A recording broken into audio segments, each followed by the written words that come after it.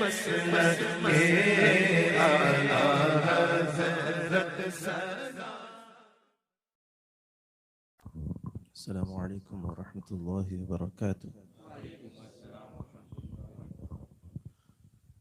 الحمد للہ رب العالمین والصلاة والسلام على أشرف الأنبياء والمرسلين وعلى آله وصحبه أجمعين.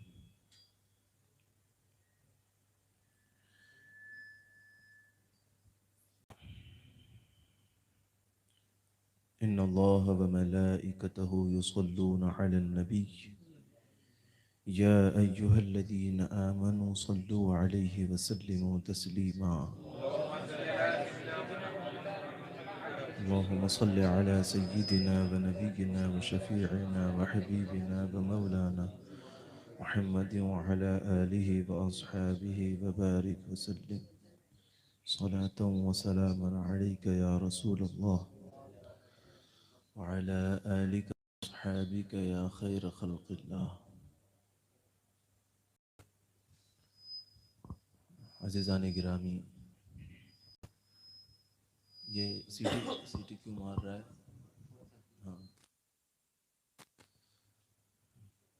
ہاں اس کا بس ٹھیک ہے. درود شریف پڑھیے. اللہم صلی علی محمد وعلی آلہ وصحبہ وسلم.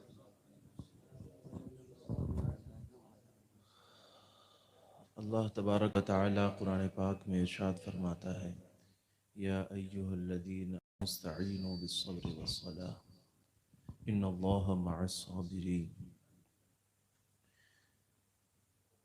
ولا تقولوا لمن يقتل في سبيل الله اموات بل احیاء ولكن لا تشعرون ولنبلونکم بشیء من الخوف والجوع ونقص من الاموال والانفس والثمرات وبشر الصابرين الذين إذا أصابتهم مصيبة قالوا إنا لله وإنا إليه راجعون أولئك عليهم صلوات من ربهم ورحمة وأولئك هم المهتدون. ان آیات کریمہ میں اس کی جو پہلی آیت ہے، اس میں اللہ تبارک و تعالی نے مسلمانوں کو صبر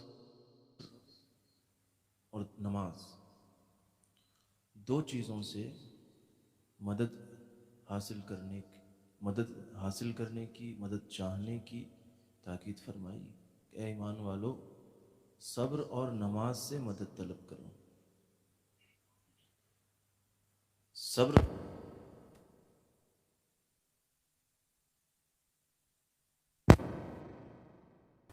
ان صابرین، صبر کرنے کا فائدہ یہ ہوگا کہ جو صبر کریں گے اللہ ان کے ساتھ ہوگا. جو لوگ خدا کی راہ میں قتل کیے جائیں انہیں مردہ نہ کہو، وہ زندہ ہیں، لیکن ان کی زندگی کا، ان کے زندہ ہونے کا تمہیں شعور نہیں. اور ہم ضرور آزمائیں گے تمہیں کچھ خوف دے کر، کچھ بھوک سے اور کچھ پھلوں کی کمی سے، کچھ جانوں کی کمی سے. لیکن اس پر آزمائش کے باوجود بھی، یعنی اگر کسی پر یہ آزمائش آئی، جان کی کمی ہو گئی یا مال کی کمی ہو گئی یا کسی طرح کی آزمائش میں کوئی شخص مبتلا ہوا اور اس نے صبر کیا جس کا حکم اللہ تعالیٰ نے دیا تھا، تو اس صبر کرنے والوں کے لیے کیا ہے؟ تو فرمایا وَبَشِّرِ الصَّابِرِينَ، ان صبر کرنے والوں کو خوشخبری سنا دو. وہ صابرین، صبر کرنے کا مطلب یہ کہ صبر اس طرح کرتے ہیں کہ کہتے ہیں اِنَّا لِلَّهِ وَإِنَّا إِلَيْهِ راجعون. وہ صبر کرنے والے جو یہ کہتے ہیں کہ ہم اللہ کے لیے ہیں، ہم اللہ کے مال ہیں. دیکھیے، ہم اللہ کے لیے ہیں، انا للہ یعنی ہم اللہ کے ہیں، ہم اللہ کی ملکیت ہیں، ہم اللہ کے ہیں، اور اسی کی طرف لوٹنا ہے. وَإِنَّا إِلَيْهِ رَاجِعُونَ، اسی کی طرف لوٹنا ہے. یعنی کوئی مصیبت آئی، جان کی کمی ہوئی، رزق کی کمی ہوئی، کچھ رزق کی کمی ہو گئی، کچھ تنگی ہو گئی، تو ہم تو اللہ کے ہیں نا.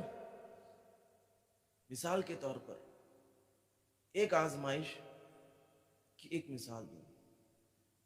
آپ چل رہے تھے، کسی طرح کا زخم آپ کو ہو گیا، یا آپ مرض میں مبتلا ہو گئے. جان کی آزمائش میں والانفس سے مراد جو ہیں ان میں سے ایک بیماری تھی. آپ کو کوئی بیماری ہو گئی، آپ تکلیف میں مبتلا ہیں، آپ اس وقت کہیں انا للہ و انا الیہ راجعون، ہم اللہ کے ہیں، اسی کی طرف لوٹیں گے.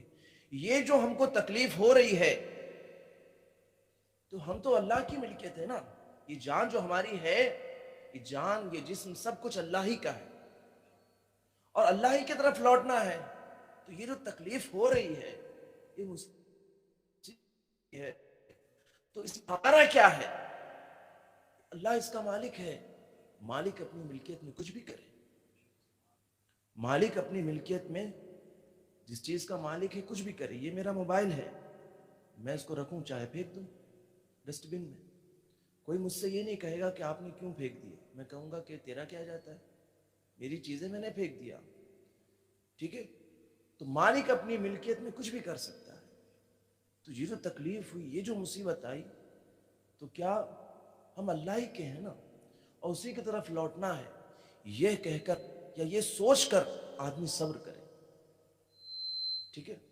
ایک تو یہ صبر کا معنی ہو گیا کہ تکلیفوں پر صبر کرنا ہے. صبر ایک دوسری طرح کا یہ بھی ہوتا ہے کہ اللہ تبارک و تعالی نے جو احکام نافذ فرمائے ہیں، جن باتوں کے کرنے کا حکم دیا ان باتوں کو کرے، جن چیزوں سے رکنے کا حکم دیا ان چیزوں سے رکیں. اب ظاہر ہے تماشا ہو رہا ہے، دیکھنے کا من رہا ہے، لیکن وہاں تماشا ہو رہا ہے، ڈرامہ ہو رہا ہے، آرکیسٹرا سے کچھ بولتے ہیں، کسی طرح کا تماشا ہو رہا ہے. دل کر رہا ہے دیکھنے کا، لیکن ناجائز طور پر ہو رہا ہے. تو یہ منع ہے، ایسے ناجائز مجالس میں جانا منع ہے. دل کر رہا ہے دیکھنے کا، لیکن منع ہے. آپ نے اپنے آپ کو روک کر رکھا، اللہ کی اس نہی پر عمل کیا، اپنے آپ کو روکا، تو یہ صبر ہے. یہ صبر کیا آپ نے. ٹھیک ہے؟ کسی طرح کا گناہ، کسی طرح کے گناہ کا من کر رہا ہے، آپ نے اپنے آپ کو روکا، یہ صبر ہے. ایک صبر یہ ہے، ایک صبر یہ ہے کہ جس کا حکم دیا گیا اس کو کریں. نمازوں کی ادائیگی کا حکم ہے، آپ صبر کر کے، آپ تھکے ہارے آئے کام سے، من کرتا ہے کہ تو لیٹ جائیں، بیٹھنے کی بھی طاقت نہیں لگتی، ایسا لگتا ہے بیٹھ بھی نہیں پائیں گے، من کرتا ہے کہ لیٹ جائیں، مگر کیونکہ نماز عشاء کی پڑھنا ہے، تو آپ نے اپنے نفس پر قابو رکھ کر، وہ جو آپ کا من تھا سونے کا، اس من پر، اس نفس پر آپ نے قابو کیا، اپنے دل پر پتھر رکھا، اپنے آرام کو روکے رکھا، اور اٹھ کر عشاء کی نماز ادا کی. یہ بھی صبر ہے کہ وہ جو حکم تھا اس پر عمل کر کے صبر کیا. آپ صاحب نصاب ہیں، آپ پر زکوٰۃ واجب ہے، مال کا نقصان ہو رہا ہے، کاروبار میں نقصان چل رہا ہے، مارکیٹ صحیح نہیں چل رہا ہے، لیکن آپ مالک نصاب تو ہیں، اگرچہ اس وقت کاروبار لاس میں چل رہا ہے لیکن آپ مالک نصاب ہیں، تو زکوٰۃ دینا ہے. تو وہ اگرچہ یہ آپ کے گمان میں ہے کہ ہزاروں روپے چلے جائیں گے زکوٰۃ میں، لیکن آپ اس کے باوجود صبر کر کے زکوٰۃ ادا کر رہے ہیں، یہ بھی ایک صبر ہے. ٹھیک ہے، تو نماز اور صبر سے مدد طلب کرو. اب میں ایک بات کہہ کر دوبارہ اسی ٹاپک پر آتا ہوں. یہ جو آیتیں ہیں جہاں سے میں نے پڑھا، ان تمام آیات میں جو اللہ تبارک تعالیٰ نے حکم دیا صبر کا، نماز کا، پھر جو اللہ کی راہ میں مارے گئے، جو شہید ہوئے انہیں مردہ نہ کہو، پھر یہ کہ جان میں، مال میں کسی طرح کی کوئی کمی ہو، آزمائش ہو تو اس پر صبر کریں، تو پھر کیا ہے صبر کی جزا. یہ سب کچھ جب آپ دیکھیں گے اور غور کریں گے تو یہ تمام آیات جو ہیں حضرت امام حسین رضی اللہ تعالیٰ عنہ کی زندگی پر صادق آتی ہیں. ہر طرح کی آزمائش سے گزرے امام حسین. جان کی کمی کتنی ہوئی، آپ کے گھر کے کتنے افراد انتقال کر گئے، شہید ہوئے. جان کی کمی کتنی بڑی آزمائش تھی. گھر کا کوئی بچہ، اگر کسی کی کوئی اولاد بیمار پڑ جائے تو ماں باپ تلملا جاتے ہیں، پریشان ہو جاتے ہیں، جب تک بچہ ٹھیک نہ ہو جائے فکر مند رہتے ہیں. لیکن صرف بیمار نہیں، موت ہو رہی ہے، خون میں تڑپتا ہوا دیکھ رہے ہیں، اس کے باوجود اللہ کی رضا پر راضی ہو کر صبر کرتے ہوئے انہیں اپنی اولادوں کی لاشوں کو اٹھا رہے. یہ کتنی بڑی آزمائش تھی، جانوں کی، مال کی اور رزق کی کمی کی، تنگی کی. اس قدر کمی، اس قدر تنگی کہ کھانا تو دور، پانی بھی نصیب نہیں.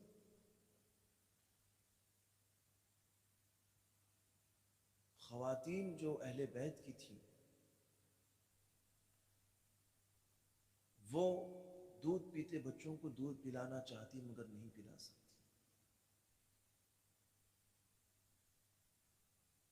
نہیں پلا سکتی،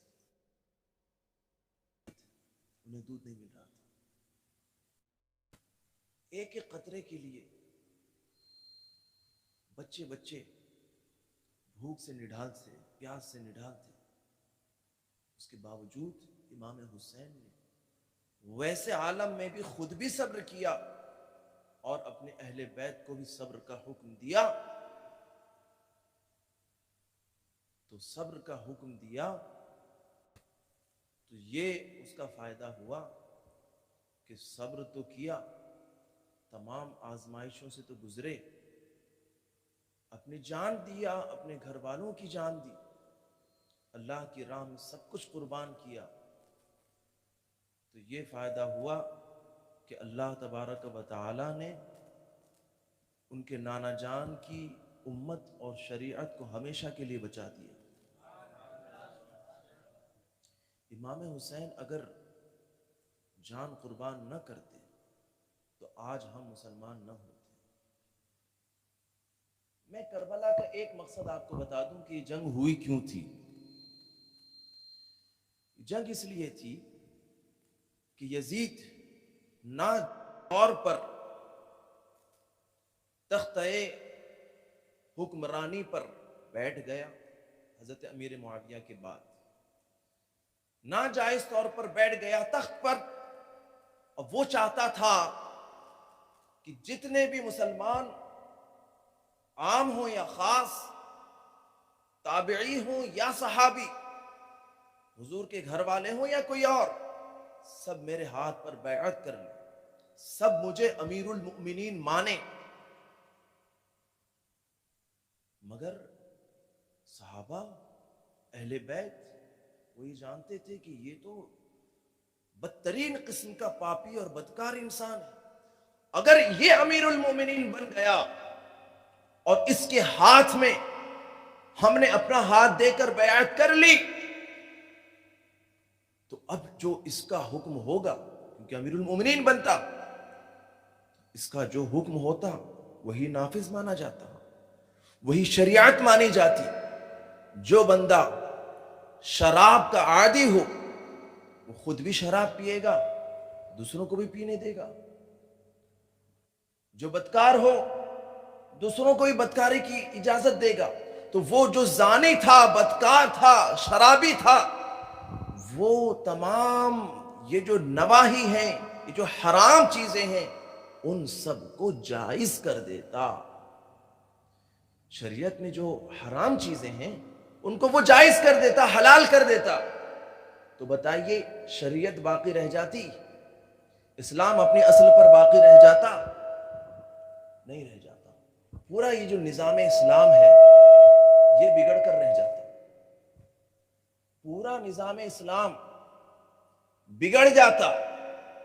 اس نظام کو بچانے کے لیے صرف اور صرف امام حسین نے صرف اسی شریعت کو بچانے کے لیے آپ اپنا ہاتھ نہیں دیا، امیر المؤمنین نہیں کیا، اور اس کو شریعت میں دخل ڈالنے نہ دیا، اپنی جان دے دی۔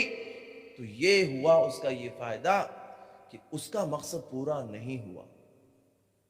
شریعت میں مداخلت نہیں کر سکتا۔ اگر امام حسین ہاتھ دیتے تو سارے مسلمانوں کے لیے یہ دلیل ہو جاتی کہ امام حسین نے ہاتھ دے دیا تو ہم کیوں نہ دیں۔ امام حسین نے ہاتھ نہیں دیا تو فائدہ یہ ہوا کہ مکہ مدینہ کے سارے مسلمان اور دیگر جگہوں کے سارے مسلمان سب نے اس کی بیعت سے انکار کر دیا، اس کی بیعت سے انکار کر دیا۔ بدنامی ہونے لگی، یہ تو پاپی بدکار، ایک تو ویسے ہی ذلیل، اور پھر اس نے نواسے رسول کو شہید کیا، اہل بیت کو شہید کیا۔ ذلت ہونے لگی۔ کیا اس کو کوئی خلیفہ مانتا؟ کیا اس کو کوئی امیر المؤمنین مانتا؟ اسی وجہ سے اس نے مدینہ منورہ میں اور مسلمانوں کا قتل عام اسی وجہ سے چڑھ کے اس نے قتل عام کرایا مدینہ کہ تم یہ مان ہی نہیں رہے۔ قتل عام کروایا مدینہ منورہ میں، مسجد نبوی شریف میں اس نے 3 دن تک نمازیں ہونے نہیں دی۔ مسجد نبوی شریف میں اپنے گھوڑے بندوائے، غلاظت کرتے رہے اس کے گھوڑے۔ قتل عام مسلمانوں کا کروایا اسی وجہ سے کہ انہوں نے میرے ہاتھ میں ہاتھ نہیں دیا، انہوں نے مجھے امیر المؤمنین تسلیم نہیں کیا، اور مکہ مکرمہ کی طرف رخ جائزہ لیا، وہاں بھی کوئی ماننے کو تیار برق۔ ارے جب امیر المؤمنین، جب حضرت امام حسین نے اپنا ہاتھ نہیں دیا تو ہم کیوں ہاتھ دیں؟ ہم کیوں اس سے امیر المؤمنین مانے؟ وہاں بھی قتل عام کروایا، اور حرم پاک کی ایسی بے ادبی کی کہ جو خدام حرمین، حرم پاک کے جو خدام تھے، انہوں نے دروازے بند کر لیے کہ یہ حرم میں گھس کر، مسجد حرام میں گھس کر اس کی فوج اور اس کے ظالم لوگ جو ہے اس کی بے ادبی نہ کریں مسجد حرام کی۔ مگر اس نے گوپھن کے ذریعے، پتھروں کے ذریعے باہر سے پتھر پھینکوائے مسجد حرام کے اندر، پورا مطاف پتھروں سے بھر گیا، اور پھر پتھر مار مار کر دروازے توڑوا دیا حرم پاک کے۔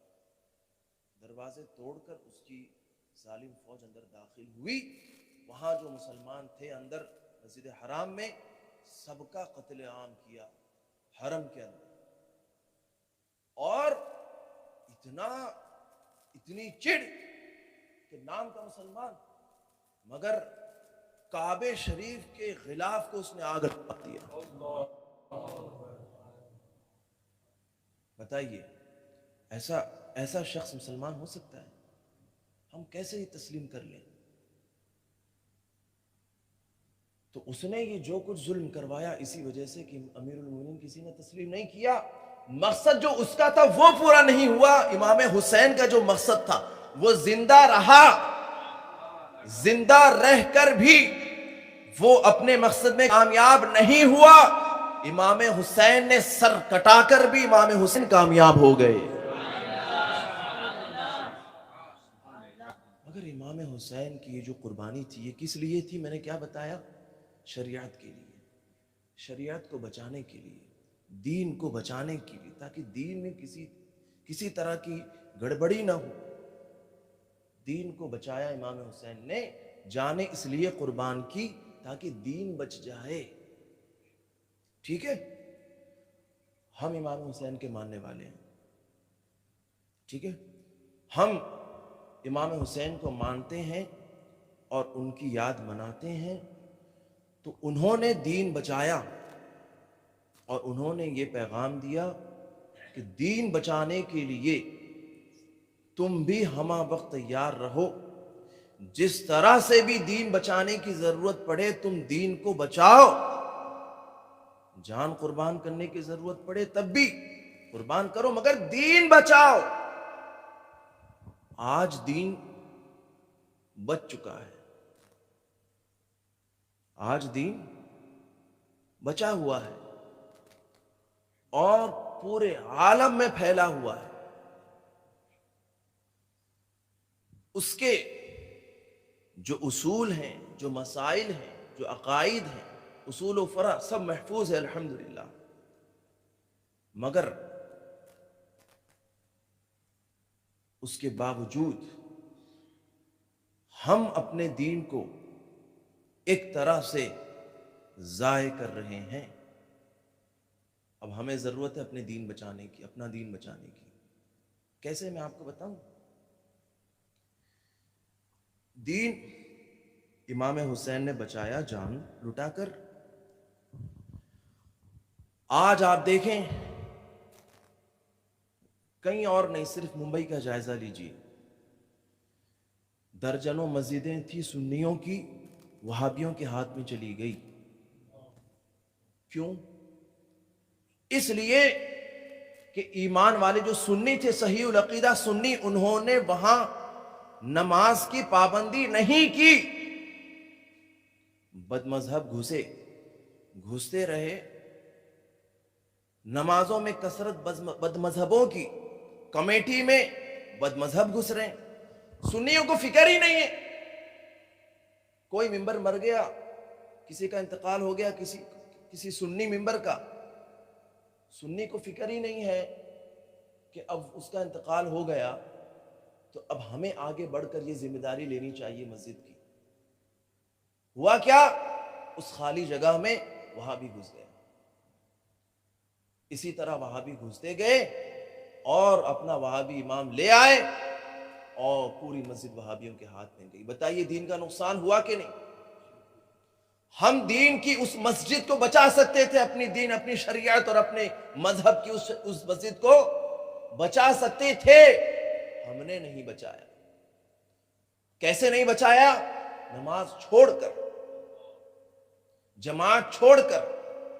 بہت سے لوگ فجر کی نماز گھر ہی میں پڑھ لیتے ہیں، بولے اترنے میں بولے سستی آتی ہے۔ ارے تم نہیں مسجد جاؤ گے تو کون جائے گا؟ ہم مسجد نہیں جائیں گے تو کون جائے گا؟ اور ہمارے محلے کی مسجد تو ہم نہیں جائیں گے تو کون جائے گا؟ کیا ہم راستہ انہی کے لیے بس تاکہ کوئی بد مذہب آئے وہی گھسے؟ ہمیں اپنے دین کو بچانا ہے آج، تو ہمیں نمازوں کی پابندی کرنی ہوگی، تبھی ہمارا دین بچے گا، تبھی ہمارا دین محفوظ رہے گا۔ نماز کی پابندی بہت ضروری ہے۔ انہوں نے دین بچایا سر کٹا کر، آپ دین بچائیں، ہم دین بچائیں اس دین پر عمل کر کے۔ اگر ہم نمازی نہیں بنے، ہم نے آپ کو اگر نماز کا عادی نہیں بنایا، ہماری اولاد ہرگز نمازی نہیں بن سکتی۔ اگر ہم نے اپنے آپ کو نیک نہیں بنایا، آپ چاہتے ہیں اولاد ہماری نیک ہو، کبھی نہیں بن سکتی۔ نیک اولاد کے لیے آپ کو خود پہلے نیک بننا ہوگا۔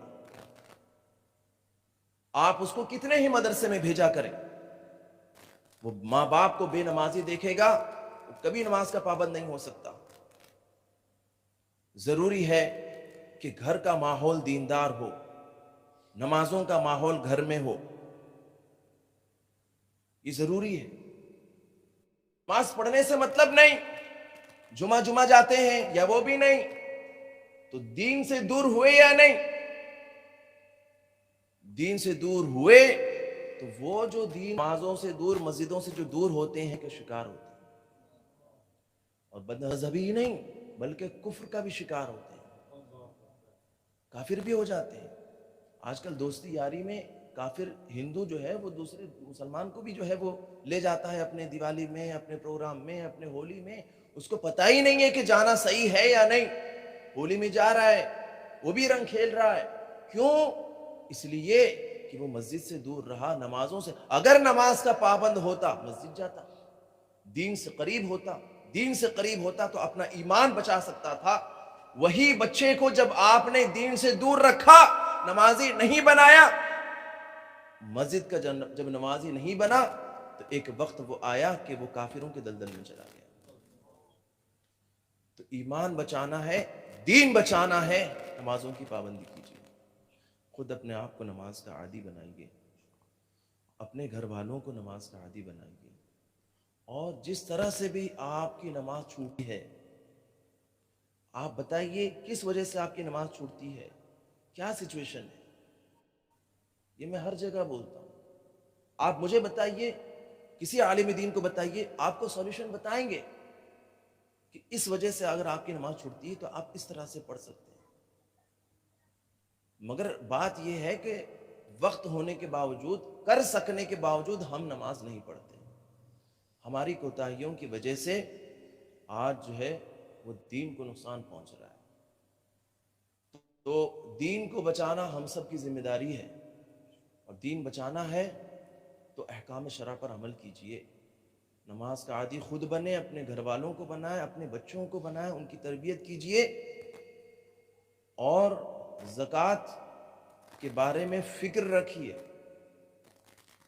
کہ ہم جو مالک نصاب ہیں تو ملکیت ہماری نصاب کو پہنچتی ہے یا نہیں۔ اگر مالک نصاب ہیں تو زکوٰۃ دیجئے۔ علماء دین کے پاس آئیے، بتائیے کہ میرا فائنینس اور میرا جو کچھ بھی ہے، میں اتنی ملکیت کا مالک ہوں، میں اگر صاحب نصاب ہوں تو مجھے زکوٰۃ کی ادائیگی کرنا ہے۔ اس لیے کہ اگر وہ زکوٰۃ کا مال جو آپ کے مال میں ہے وہ آپ نے غریبوں کو نہیں دیا، آپ مالک نصاب ہیں، آپ کو پتہ نہیں ہے، زکوٰۃ اور غریبوں کا حق آپ کے مال میں ہے، آپ نے اسے غریبوں کو نہیں دیا، تو اس کا نقصان یہ ہوگا کہ وہ جو مال زکوٰۃ کا آپ کے مال میں ملا ہوا ہے وہ کسی بھی طرح سے نکل جائے گا، اور وہ خود بھی نکلے گا، اور اس ساتھ جو پاک مال جو زکوٰۃ میں نہیں دینا تھا اس کے علاوہ بھی جو مال ہے بہت سارے مال کو لے کر نکل جائے گا۔ کیسے نکلے گا؟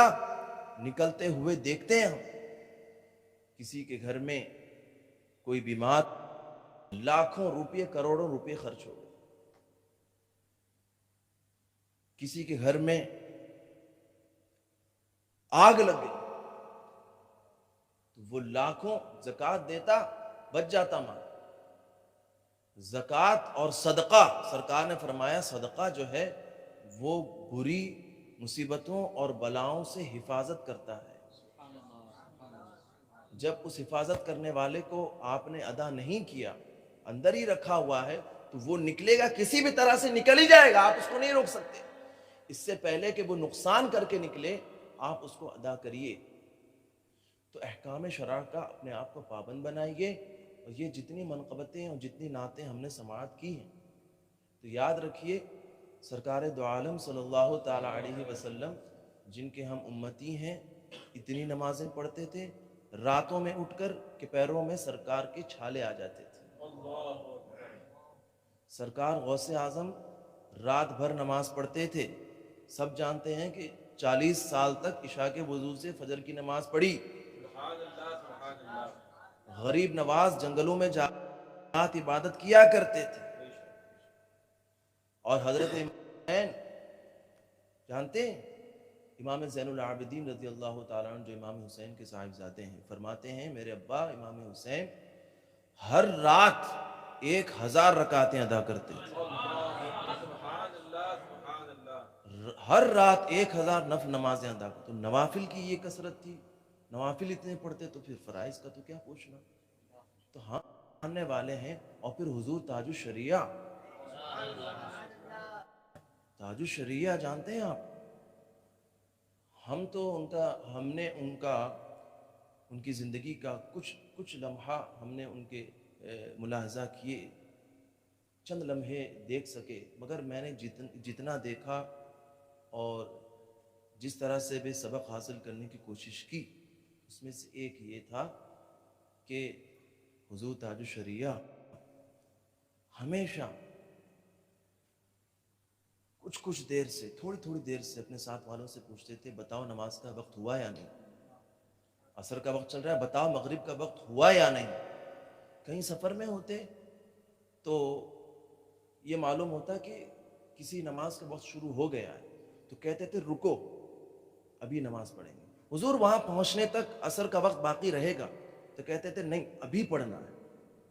یعنی ہم لوگ جو ہے جب نماز پڑھتے ہیں، ہم لوگ اگر نماز کی فکر رکھتے بھی ہیں تو یہ کہ وقت ختم نہ ہو جائے، اس کے ختم کا وقت دیکھتے ہیں کہ وقت ختم کب ہو رہا ہے. مگر حضور تاج الشریعہ شروع وقت دیکھ، شروع ہونے کے بعد یہاں تک کہ ایک مرتبہ جو ہے کہا گیا کہ سرکار حضور تاج الشریعہ جو ہے وہ ایک جگہ اترے ایئرپورٹ سے. جیسے ہی ایئرپورٹ پر پہنچے تو وہ تھوڑی دیر سے پوچھتے تھے نماز کا وقت. تو پوچھا کہ نماز کا وقت ہو گیا؟ تو ہاں کہا جی حضور نماز کا وقت ہو گیا. تو کہا کہ ٹھیک ہے یہیں نماز پڑھ لیتے ہیں. تو کہا نہیں حضور یہاں سے جو ہوٹل بک ہے جہاں پر رہنا ہے قیام گاہ، یہاں سے گاڑی سے 5 منٹ کا راستہ ہے. تو کہا نہیں یہیں ایئرپورٹ پر ہی نماز ادا کریں. نماز کا وقت ہوا، 5 منٹ کے راستے پر قیام گاہ ہے تو 5 منٹ بھی دیری نہیں کرنا ہے، اول وقت میں نماز ادا کرنا ہے. اگرچہ وہ ایئرپورٹ ہے تو اس قدر پابند تھے نماز کے. اور حضور تاج الشریعہ کے جب اس عمل کو میں نے دیکھا تو دیکھا ہوا تھا برسوں سے. پھر جب میں الحمدللہ دور فضیلت میں پہنچا تو میں نے حدیث کی کتاب میں اپنے استاد سے ایک حدیث پڑھی. سرکار فرماتے ہیں کہ مومن کامل کی علامت جو ہوتی ہے ان میں سے ایک علامت یہ ہوتی ہے کہ اس کا دل مسجد اور نماز میں لٹکا ہوتا ہے، یعنی معلق رہتا ہے، یعنی اس کا دل جو ہے وہ نماز کی فکر میں ہمیشہ لگا رہتا ہے. جیسے ہی یہ میں نے حدیث شریف سنی حضرت مجھے حضور غلامی اسی وقت ہوگی ان تمام سرکاروں کی، ہم ان کے نقش قدم پر عمل کریں گے، انہوں نے جیسا عمل کیا ہم بھی کوشش کریں گے اس کے مطابق عمل کرنے کی. تو آج کا خاص پیغام کربلا، پیغام اولیاء سب یہی ہے کہ نمازوں کی پابندی کریے اور دیگر تمام احکام شرع کی پابندی کریے، تبھی ان تمام حضرات کی سچی عقیدت اور محبت کا فیض ملے گا. اللہ تبارک و تعالی ہمیں عمل کی توفیق عطا فرمائے، اسلام و سنیت پر ہمیں زندہ رکھے، اسی پر ہمارا خاتمہ فرمائے. رب اغفر لی وتب علی انک انت التواب الرحیم. لا الہ الا اللہ محمد رسول اللہ وما علینا الا البلاغ وآخر دعوانا الحمد للہ.